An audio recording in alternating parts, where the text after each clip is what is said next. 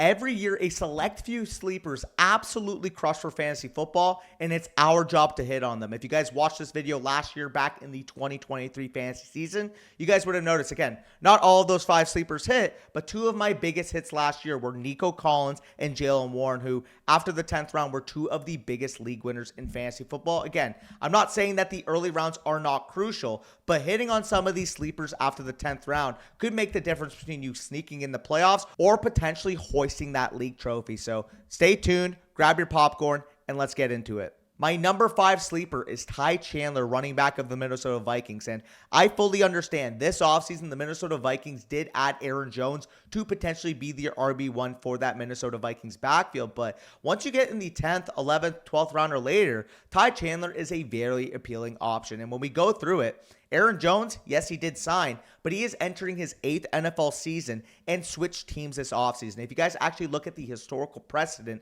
of older running backs switching teams in the offseason, on average, they produce 3.6 PPR points per game less than had they stayed with the original team they started off with. So as you guys know with Aaron Jones, started off with the Green Bay Packers, go to the Minnesota Vikings. On average, we see 13.6 if they stay with the original team, only 10 PPR points per game if they do switch teams. And between the aspects of Jones switching teams, having nearly 1,500 career touches, and being at the age of 30 years old, not to mention the history of missing time, Aaron Jones will more than likely seed work in this backfield in some capacity. And if you guys actually check the Draft Sharks injury predictor, Jones has a projected 87.6% risk rate of suffering an injury in the 2024 campaign, and he is projected to miss 3.1 games this season, which, again, makes sense. Older running back, injury history, switching teams this offseason, only 1-year deal. We could see Aaron Jones miss some time this year. And with Ty Chandler, he showed last season when he had the backfield to himself in games that Alex Madison was not playing in. There was one such occurrence, and it actually occurred against the Cincinnati Bengals, who on average last year were the 8th best team against opposing running backs, only allowed 15.8 PPR points per game to the running back position on a weekly basis. In that game, Ty Chandler was an absolute monster. 23 carries, 132 rushing yards, and a rushing touchdown, along with 4 targets, 3 receptions, and 25 receiving yards through the air. That equated to 24.7 PPR points. Again, a very small sample size, only 1 game, but that did prove that Ty Chandler could hold the workload should Aaron Jones miss time this year. At an opportunity-based position, Ty Chandler has a clear opportunity not only to be one of the best true handcuffs in fantasy football. Again, if Aaron Jones were to go down, we have the historical precedent from last year that Ty Chandler can be a lead RB1. But on top of that, Aaron Jones has never been a big bell cow. Aaron Jones has been a timeshare back in his time with Green Bay. I could very well see this being a 60-40, 65-35 type of split for Aaron Jones early on. And if Ty Chandler continues to show out and we trust the history of older running backs potentially declining, we could see that split even close in on a 50-50, 55-45 level appeal. And we've heard all offseason that apparently the Minnesota Vikings do view this as a 1A, 1B level committee. And I do think Ty Chandler has some merit to potentially take touches away from Aaron Jones, even without an injury needing to happen. And the Vikings, despite losing J.J. McCarthy, have a very clean projection as a rushing offense with a good play schemer like a guy like Kevin O'Connell, and an offensive line that should be much improved with starting tackle Christian Darrisaw expected to be back for the season. Again, he missed 9 games last year. The offensive line suffered as a result. Christian Darrisaw is expected to be fully healthy. So I'm looking at a potentially improving offensive line. I'm looking at one of the best run schemers in the league, and I'm looking at Ty Chandler being available in the 12th, 13th round of your redraft leagues as one of the biggest must-draft sleepers in that range. Going on to number 4, we have Tyrone Tracy, running back of the New York Giants. And Tyrone Tracy was a running back I was extremely excited about in the pre-draft cycle. Based on his 2023 college film at Purdue, he was one of my favorite running backs in the 2024 NFL draft. A guy I had ranked as my RB7 in the class. A guy that, despite being a first-year starting running back at Purdue this past season, he was a converted wide receiver from Iowa. We're looking at a guy that was a must-watch on any single touch. Highest yards after contact per attempt in the entire class, 90.5 PFF rushing grade, and 46 missed tackles forced on 113 carries.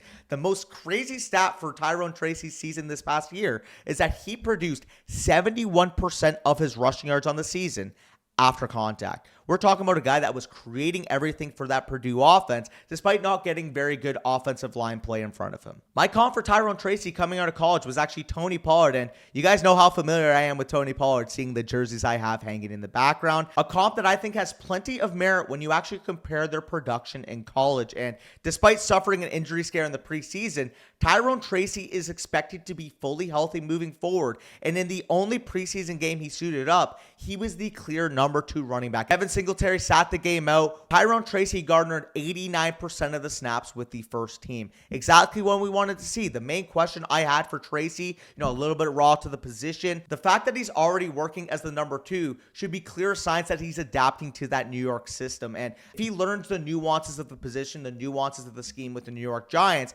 we could be looking at a running back that already has that natural game-breaking ability in the open field. If he can really take care of those small nuances, we could be looking at a guy that sooner rather than later is even able to eclipse Devin Singletary as the starting running back. I expect Devin Singletary to be the incumbent starter coming into the season, but by all accounts, apparently Tyrone Tracy has already gotten some work with the ones, and Tyrone Tracy has the type of 3-down upside we look for in our late round picks. I expect Singletary to start the season. I'm not going to say that Tyrone Tracy week 1, week 2, week 3 will be the New York Giants starting running back, but like I mentioned with Ty Chandler, getting a running back handcuff with high implied upside that has the opportunity to work into an ambiguous backfield, we are drafting them on our fantasy teams. And with Tyrone Tracy, like I said with Ty Chandler, he could be available in the 12th, 13th, potentially even the 15th round of your fantasy drafts. And he's somebody that, quite frankly, I do not want to be leaving without, because Tyrone Tracy has the opportunity to be that $100 of your fab budget level pickup should anything happen to Singletary or Tyrone Tracy himself develop into that true number 1 back I thought was available on his college film.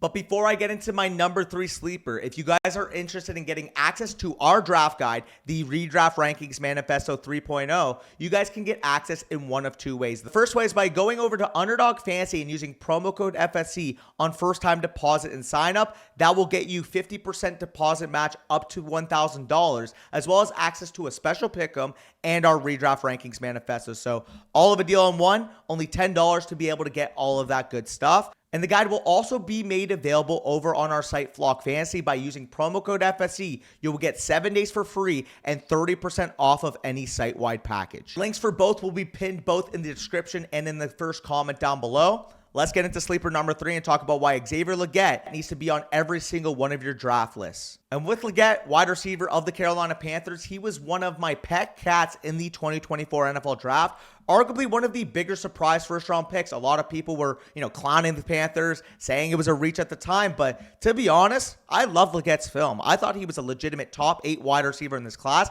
A guy that was eerily similar to what I thought about DK Metcalf coming out. Again, a little bit more of a raw receiver. Legette, of course, having his first-year breakout this past season. But a guy that has the size, the speed, the movement ability in the open field to really pay off from a fantasy football perspective. And landing with the Carolina Panthers, he has a wide open opportunity to be able to do so. And when breaking down his film, sure, were there some lapses in terms of his route running, some lapses in terms of his overall nuance to the position? Absolutely. But like I said, you want explosive size, explosive speed, the ability to make people miss in the open field, and that is exactly what Xavier Legette does to a T. Again, this is a profile that does have his warts. You can talk about the fact that he didn't break out in college until he was 23 years old. You can talk about the fact that he's not a refined route runner despite being an older player. But I see a guy that has the makings where if he could round out his game, can absolutely dominate in fantasy football. Every single time we hear Dave Canales talk about Legette, we hear the exact blueprint we want to hear for developing a raw rookie talent. The way Dave Canales basically explains it is that he wants to use him out of the backfield through jet sweeps, short crossers, perimeter screens, down the field posts. There really isn't much else we do with our wide receivers. He understands that he's not going to line up Xavier Legette at the X, run the full array of the route tree. We want to develop Xavier Legette by using the things he does well in the open space, at the point of attack. Xavier Legette is the type of wide receiver we want to scheme looks for, knowing that he's not the most refined route runner at this current point in his NFL journey, and he has all the opportunity to potentially round out that part of his game, eventually be a 3-level threat. But for the time being, hearing Dave Canales have a true plan for how they want to develop Legette is what we want to hear for our fantasy football weapon. And unfortunately for Legette, he has missed some time in camp thus far, which has impacted his path to immediate production, fulfilling that plan that Canales has for him. But in my opinion, it may have just given us us in hidden time bomb. Because quite frankly, once Legette is able to get that role, I have no doubt he will boom like the Rizzler. We're talking about 5 out of 5 booms here. That is the level of upside that Xavier Legette has in this Carolina offense. Because when we're looking at the overall target hierarchy, we know that Deontay Johnson will be able to command targets, but I really do think there's a possibility for Xavier Legette to emerge as a top 2 weapon on this offense. And Legette has the type of profile that come week 5, come week 6, come week 7, if he does see that type of route participation, if he does become a full-time player, could very well be a $100 all of your fab level acquisition. So beat that boat right now. Don't let your league mates be able to get Xavier Legette in the season and draft him in the 13th, 14th, 15th round of your redraft leagues with your friends. There's a reason those buffoons are sleeping on him, and it's not because they know what they're doing. Going on to my number 2 sleeper, we already mentioned, my RB7 in the 2024 NFL draft, my wide receiver 8 in the NFL draft. Why not bring up my wide receiver 6 in the 2024 NFL draft, a guy that landed in one of the more ideal situations you could have possibly asked for in the second round with the Indianapolis Colts.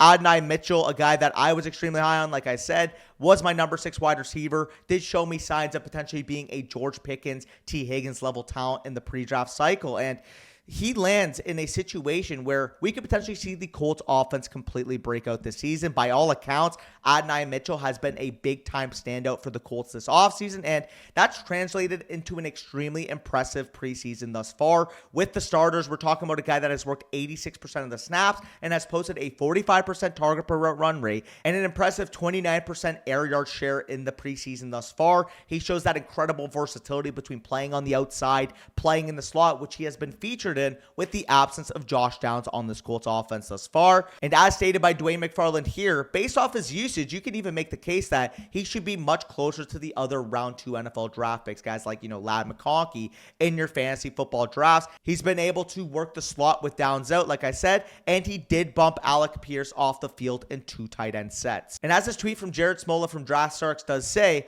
August 22nd, we did see 15 routes for Adonai Mitchell on 16 Anthony Richardson dropbacks, and 19 of those 24 snaps were in the slot. Like I said, a ton of slot usage for Adonai Mitchell thus far, a guy that I thought was potentially your prototype, boundary wide receiver, ball winner down the field. The fact that he's shown the level of versatility to be used across the formation, Shane Steichen has a plan, using him in the slot, using him at the boundary, potentially getting him in motion once the season starts. I'm extremely excited for the potential usage we could see for Mitchell in this Colts offense, a Colts offense that is on every single person's breakout list. And AD's got the immediate opportunity to prove that the high-end flashes he showed on his college film, again, we're talking about a 6'2", 205-pound, 4.3 speed level freak athlete. Those flashes were evident in his time in Texas. So the fact that he's shown more consistency at this point in his Colts career speaks volumes to the level of upside he potentially has in this Colts offense. His biggest strengths as a prospect, in my opinion, were his ability to be that dynamic third-level threat that can really stretch a defense. And the fact that he's working as a route runner, the fact that he's working his underneath timing in the slot, bodes well for his potential to develop into a 3-level threat player. Shane Steichen is still the same offensive guru that led to the 2022 Eagles offense breaking out. And when you look at the potential pieces of this offense, Anthony Richardson, while being volatile, has a type of big arm, has a type of creation ability to really get potential big-time, high-danger chances down the field to a guy like Adonai Mitchell. And when you're looking at this Colts offense, like I said, Pittman more of your possession threat. Josh Downs, once he comes back, should profile as the main slot receiver. But the fact that Adonai Mitchell is already used as a chess piece and has the natural athleticism to catch a 40, 50, 60-yard bomb that A-Rich has the type of arm talent to be able to deliver down the field, we could be looking at one of the bigger breakout players in fantasy. Again, George Pickens, we saw last year produce a 60-catch, 1,100-yard season. Now he's going in round 4 of your fantasy drafts. I would not be shocked, again, maybe not quite at that ceiling, but if Adonai Mitchell is able to produce that level of stat line going in the round 5, round 6 portion of your fantasy drafts going into next year. And on top of all of that, it's not going to be, a slow roll across the season level of production. Adonai Mitchell is the type of wide receiver that once it clicks for him, has the opportunity to scale his production into a wide receiver too. So for me, the fact that you can get him this late, he is going to be on every single one of my benches. But moving on to my number 1 overall must-draft sleeper that your buffoon league mates are leaving on the board till the double-digit rounds, we got Trey Benson of the Arizona Cardinals. And to put it simply, how often do you find an elite talent running back in a great situation going beyond the 10th round? That is the exact situation we have at play for Trey Benson this year. In the pre-draft cycle, both myself and Corey had this guy compared to Breece Hall Light. And I get it. He doesn't have the same immediate path to production that Breece Hall did coming to the New York Jets. But when you're talking about the explosive ability, the size, the tackle breaking ability, the yards per route run in college, Trey Benson has every single box checked we look for in a young breakout at the running back position. While Trey Benson did take a game to potentially get acclimated to NFL speed in the preseason, he looked back to his battering ram self in the second preseason week. Jacob Giggs actually tweeted this out, but Arizona Cardinals rookie running back Trey Benson recorded 4 avoided tackles on 9 attempts in his second preseason game. And like I was saying, that's the exact same prospect that I saw at Florida State, a guy that actually broke the PFF elusiveness rating record with a 226.6 rating. We're talking about an elusiveness rating that was higher than Bijan Robinson, that was higher than Breece Hall, that was higher than any other recorded FBS running back in history of PFF. And we're talking about a bunch of those guys going in the first, second, third round portions of your draft. So that is the type of talent we're dealing with Trey Benson, where if he does eventually get that opportunity, which I'll explain in a second, where that may very well be the case come midseason, he's got the opportunity to be a first, second, third round pick in your fantasy drafts next year. So the fact that he's going in the double-digit rounds should speak volumes to the level of potential upside we have at store here. And the Arizona Cardinals last year were a team that ranked second last in terms of pass rate over expectation. The only team with a worse ratio was actually the Atlanta Falcons. And if you watched the Atlanta Falcons last year, it almost felt like the same thing. What is Arthur Smith doing, this and that? The fact that Arizona was number 2 on that list should point to the fact that they want to rush the football. They draft Trey Benson. We'll get to James Conner in a second. But as much as I think they could potentially increase their passing volume this year, going from the second to potentially mid-table would be a big-time improvement. So the fact that you're already getting that big of a pie in the rushing game speaks volumes to the type of smash-mouth offense we could potentially see with the Arizona Cardinals. I understand that there is pessimism. Of course, like I said, James Conner is the big elephant in the room. If James Conner was not on the Arizona Cardinals, you could be making the case that Trey Benson would be a round 5, round 6, round 7 pick in your fantasy drafts. But simply due to the presence of a running back going into his 8th year that has dealt with multiple injuries in the past few, he's going in the double-digit rounds. Trey Benson is an auto smash every single time you get into double-digit rounds of your fantasy drafts. And speaking, like I said, with James Conner, I mentioned with Aaron Jones the potential sports injury predictor over at Draft Sharks. But if you actually read the note that they have on James Conner, the biggest concern with Conner is durability. He's never played a full season. He's missed 24 total games over the last 7 years. And our injury predictor that they say over on Draft Sharks gives Conner an 88.4% chance of injury and 2.8 projected games missed this season. The injury concerns for Conner make Trey Benson such a unique high leverage handcuff, but we're also talking about the potential possibility that come midseason, we start to see the pendulum swing for Trey Benson in this backfield, and he could very well eventually end up being the number 1 overall running back on this team.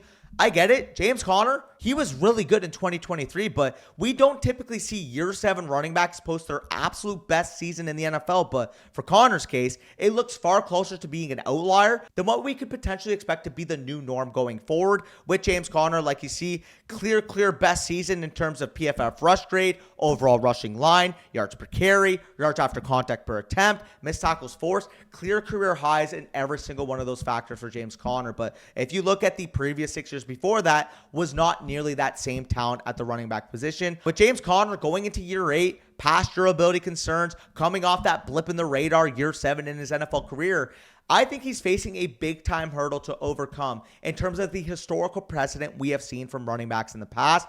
Typically, year 8 running backs, on average, produce 73.1% of their average career production. And I've made this case with why I'm against Derrick Henry, why I'm against Alvin Kamara. But the thing with James Conner is his peak does not come near those guys. With Derrick Henry and Alvin Kamara, you're looking at potentially 2 of the best peaks we have seen in the modern era of the running back position. As good as James Conner was last year, it does not nearly hold a candle to what we've seen from those other running backs. So with James Conner, the history is against him. The age and touch apex is against him. His overall injuries have mounted up in his career. And Trey Benson coming in as a top 75 overall draft pick with the height, the weight, the speed, the rushing ability between the tackles, the yards per route run he showed at Florida State. If anything were to happen to James Conner, we already know inherently that Trey Benson, I've mentioned this before, $100 fab player. Not only would Trey Benson be a $100 fab player, he could potentially be this year's Kyron. He could potentially be this year's Elijah Mitchell from a couple years ago. Trey Benson has the level of talent and the potential opportunity, should anything happen to Conner, to be an RB1 in our weekly rankings should things break right. And that's the type of player I want to be littering my bench with. Not guys that could potentially hit a single, hit a double, but like Trey Benson could potentially be the #1 waiver pickup on any given week. A guy that, quite frankly, could push your team over the top. I mentioned earlier, early round picks, you could potentially make the playoffs. If you draft Trey Benson in the double-digit rounds and Trey Benson becomes your RB2 with RB1 upside down the stretch of the fantasy season, not only do you become a playoff team, you could potentially downright take home that league trophy. But I appreciate you guys for making it to the end of this video. If you guys enjoyed, make sure you leave a like down below. Like I said earlier, all of our rankings, all of our draft strategy advice is in our draft guide, which you can get for free by signing up over on Underdog Fantasy using promo code FSC, depositing $10, or by going to flockfantasy.com using promo code FSC for 30% off plus a 7-day free trial. We also have the a la carte trade questions, dynasty team reviews you guys can check out. Site subs get a nice discount on those as well. So make sure you stay tuned. The fantasy season is coming. We will be firing up on the site every single day. So if you guys have questions, start sits, team reviews, feel free to go sign up on the site. Make sure you use promo code FSC. And that will also get you our draft guide, like I said, for free. But with that being said, peace out. I will see you tomorrow with my top 5 breakouts. Stay tuned. Grab your popcorn. Superlatives week is back, baby.